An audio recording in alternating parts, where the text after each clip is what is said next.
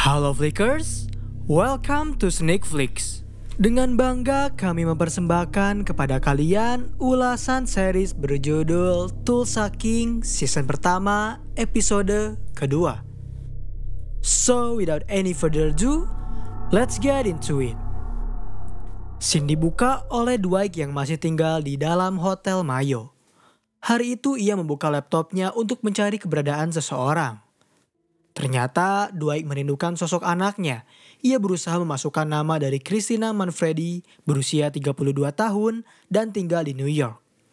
Memang, Dwight berhasil menemukan identitasnya.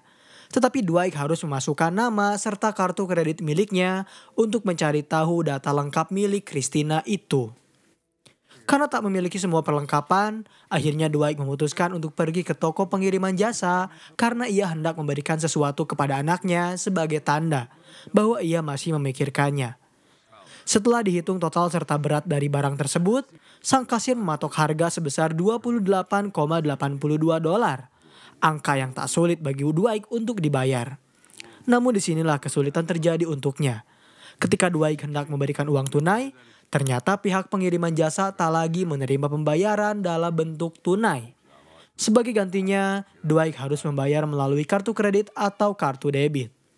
Semua itu tentu tak dimiliki oleh seorang Dwight yang telah mendekam di penjara selama 25 tahun. Hingga akhirnya ia meminta bantuan kepada salah satu pria yang ia temui di sana.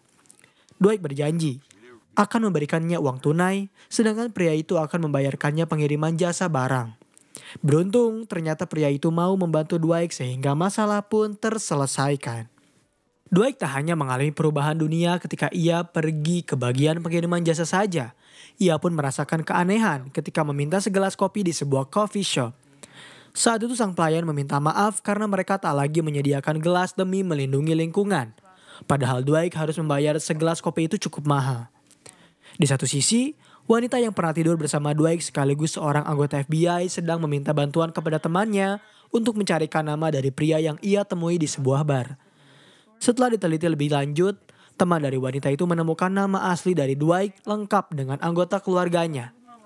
Dwight memiliki seorang putri berusia 30 tahunan, serta ia juga berhasil menemukan catatan kejahatannya, yang dimana ternyata Dwight pernah membunuh 2 orang pria tepat sebelum konser The Beatles dilaksanakan. Yang aneh adalah Dwight rela menghabiskan 25 tahun waktu hidupnya untuk menutup mulut demi melindungi keluarga mafia Cosa Nostra. Karena ia adalah seorang jenderal bintang 5 di sana.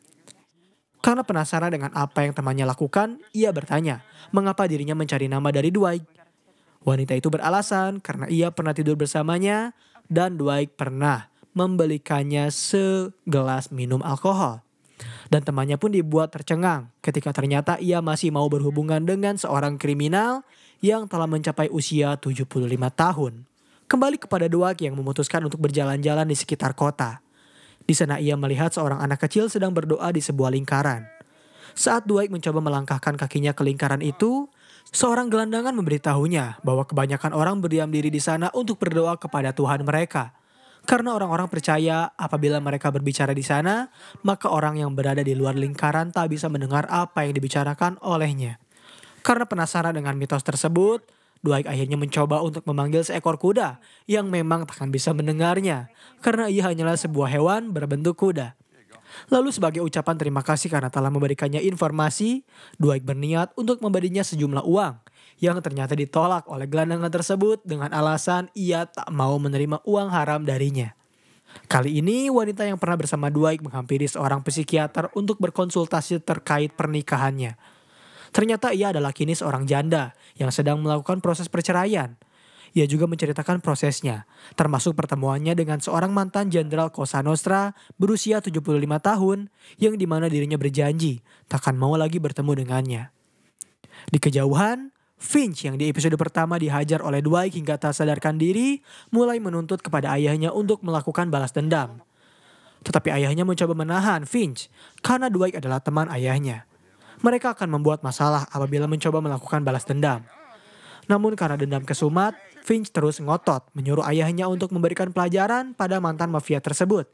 Hingga Chicky dengan terpaksa harus berbicara terlebih dahulu dengan ayahnya terkait permasalahan itu. Di satu sisi akhirnya Dwight dijemput oleh Tyson. Ia sempat menawarkannya uang senilai $2.000 per pekan apabila Tyson mau keluar dari mobil hanya untuk membukakan pintu untuknya. Namun beruntung ternyata Tyson menolak sehingga Dwight tak perlu mengeluarkan uang sebanyak itu.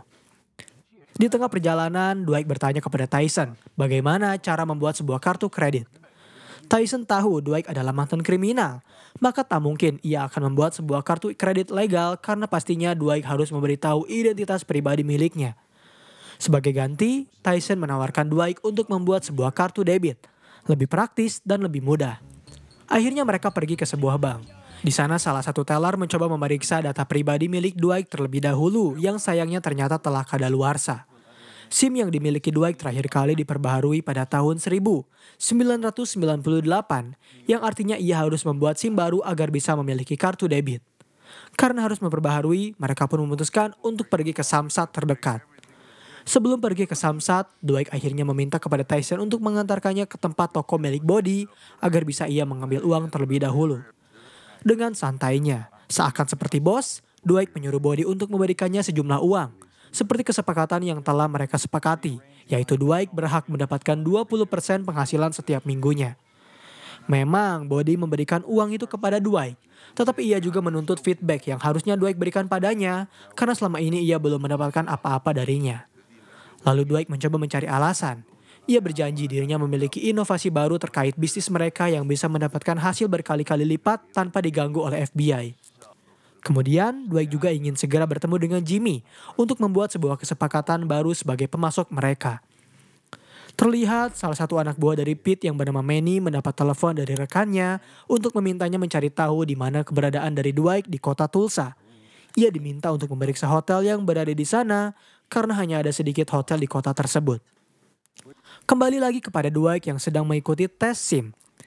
Seorang pria berusia 75 tahun membaca kembali kata-kata yang tak ia mengerti, membuat Dwight memutuskan untuk menyontek kepada pria yang berada di sampingnya.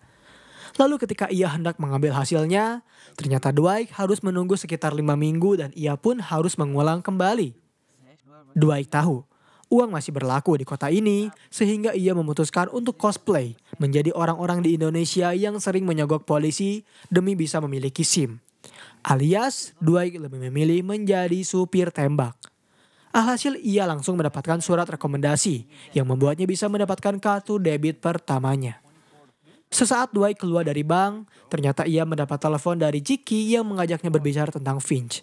Karena kini, Finch telah mengalami patah rahang sebanyak 3 tulang. Dwight harus bertanggung jawab. Dwight tentu mengelak hal itu karena ia merasa Finch pantas mendapatkannya. Lalu Jiki meminta kepada Dwight untuk bersikap layaknya seorang pria. Mereka harus berpikir rasional dengan tidak mengedepankan otot.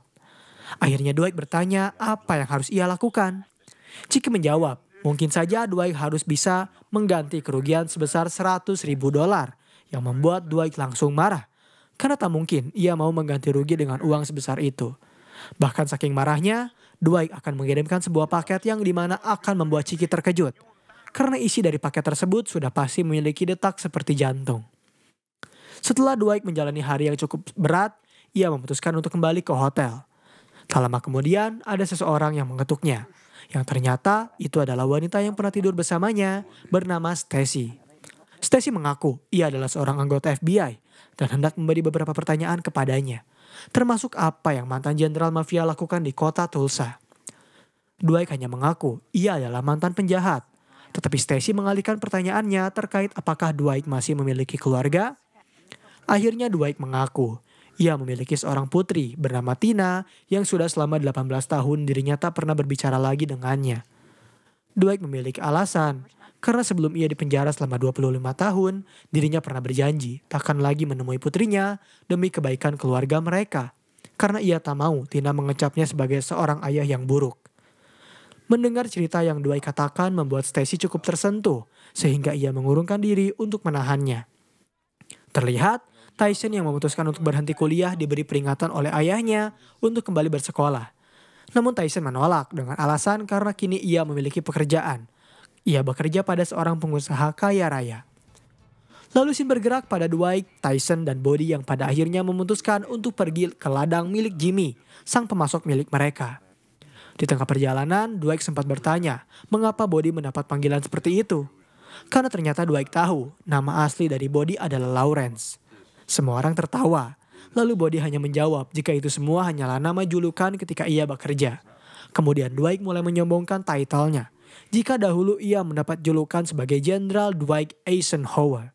Itulah mengapa orang-orang menyebutnya sebagai Sinkustel, yang artinya Jenderal Bintang 5.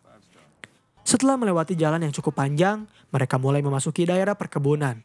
Tetapi itu bukanlah ladang ganjanya, karena tak mungkin seorang pengedar akan menanam ganja mereka di pinggir jalanan. Tak lama setelah itu akhirnya mereka pun tiba. Mereka langsung bertemu dengan Badface, sepupu dari Jimmy. Mereka juga bisa melihat ladang ganja yang terlihat sangat amat luas.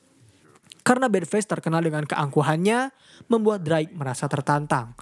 Mereka sempat beradu argumen karena Badface mengira Dwight adalah seorang Wachisu, atau suku non-Indian yang rakus dan suka merampas. Beruntungnya tak lama kemudian Jimmy datang melerai mereka semua lalu menyambut mereka untuk masuk ke dalam kediamannya. Di sana mereka semua disuguhi dengan berbagai makanan.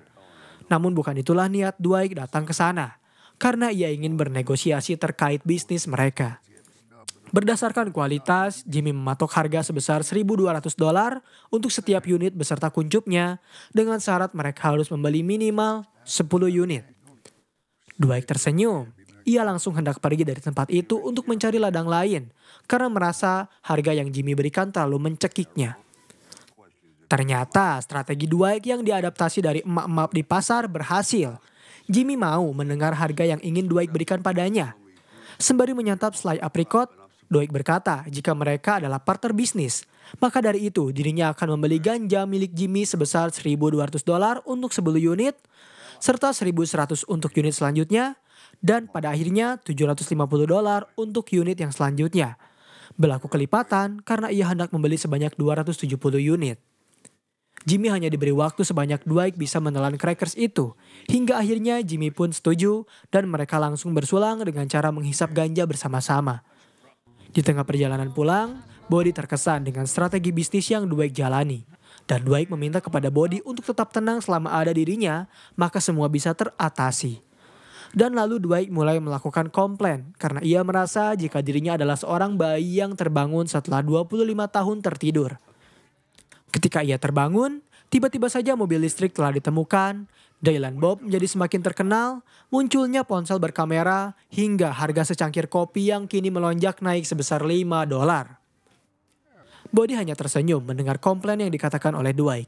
Sementara itu, Manny yang hendak pergi tiba-tiba mendapat telepon dari Hotel Mayo yang hendak membantunya mencari nama dari Dwight. Awalnya Manny sempat kesulitan karena ternyata Dwight menggunakan nama palsu. Namun akhirnya ia berhasil menemukan keberadaan Dwight. Saat itu, Dwight yang baru saja mendapat paket berupa kartu debit miliknya akhirnya bisa menemukan data pribadi milik Sin Christina. Setelah berhasil mengetahui nomor ponselnya, ia langsung mencoba menelpon Tina yang saat itu ternyata sudah bersuami. Lalu saat ponsel telah disambungkan kepadanya, ternyata Tina menolak untuk berbicara dengan ayahnya. Bahkan saat Dwight meminta kesempatan untuk mereka bertemu, Tina langsung menutup teleponnya. Kini Dwight merasa bersalah atas apa yang telah ia lakukan terhadap keluarganya. Di akhir scene, ia memutuskan untuk menghampiri lingkaran berbicara kepada Tuhan. Menyesali semua perbuatannya karena ia telah bersikap buruk terhadap keluarganya sendiri. Dan pembahasan mengenai seri Tulsa King season pertama episode kedua pun berakhir di sini. Bagaimana menurut kalian terkait seri Tulsa King? Apakah menarik? Atau kalian memiliki rekomendasi series favorit kalian? Jangan lupa like, comment, and subscribe, serta nyalakan lonceng notifikasi agar kalian tak melewati setiap konten yang kami upload setiap harinya. Dan sampai berjumpa kembali di episode selanjutnya.